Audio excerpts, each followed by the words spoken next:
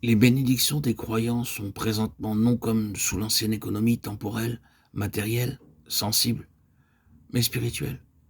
La richesse de sa grâce, la richesse de son héritage, la richesse de sa gloire, les richesses incompréhensibles de Christ. Ce sont toutes des expressions qui se trouvent dans les Éphésiens. Ces bénédictions sont pour une Église et ses membres qui, par l'union avec Christ dans sa mort et sa résurrection, sont spirituellement délivrés et émancipés de ce présent siècle mauvais, en tant que sphère de leur vie naturelle, de leur ambition, de leurs ressources, et dont les cœurs sont attachés aux choses d'en haut. Colossiens 3, 1, 3. Si vous êtes réellement entré au bénéfice de telles richesses, alors vous êtes entré proportionnellement dans les lieux célestes.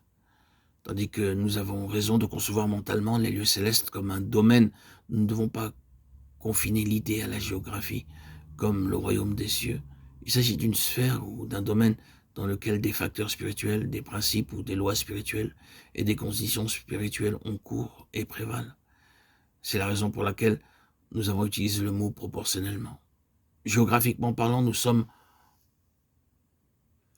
ou ne sommes pas dans un domaine, dans un pays. Mais spirituellement, nous pouvons être plus ou moins dans la nature. Le caractère est au bénéfice de ce domaine-là.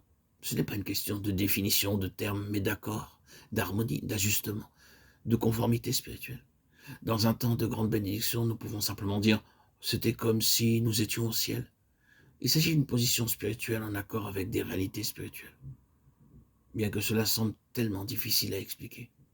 Il ne s'agit pas réellement que du fait du développement de ce que chaque croyant réellement né de nouveau connaît sans explication, à savoir que quelque chose s'est produit par cette nouvelle naissance, qui a changé leur conscience d'appartenance et de gravitation, de sorte qu'une rupture a eu lieu en eux, à l'égard d'un domaine et de ce qui lui appartient, et une union s'est produite avec un domaine entièrement nouveau et ce qu'il contient. Ils perçoivent qu'ils sont d'ailleurs, et qu'il y a en eux un esprit qui gravite là et vers ces choses. Le Nouveau Testament possède tout le langage et tous les mots pour exprimer ceci, mais c'est la conscience intérieure qui est le terrain pour apprendre la signification. Le développement de cette loi de l'esprit de vie en Jésus-Christ, Romains 8.2, par la discipline, l'épreuve, peut être ou l'erreur ou par le triomphe et la voie de la transformation par le renouvellement de l'intelligence, en la réformant, Romains 12.2.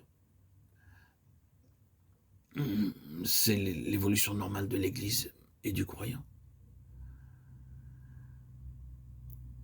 C'est ici, de manière suffisamment claire, l'aspect présent de la révélation de Paul.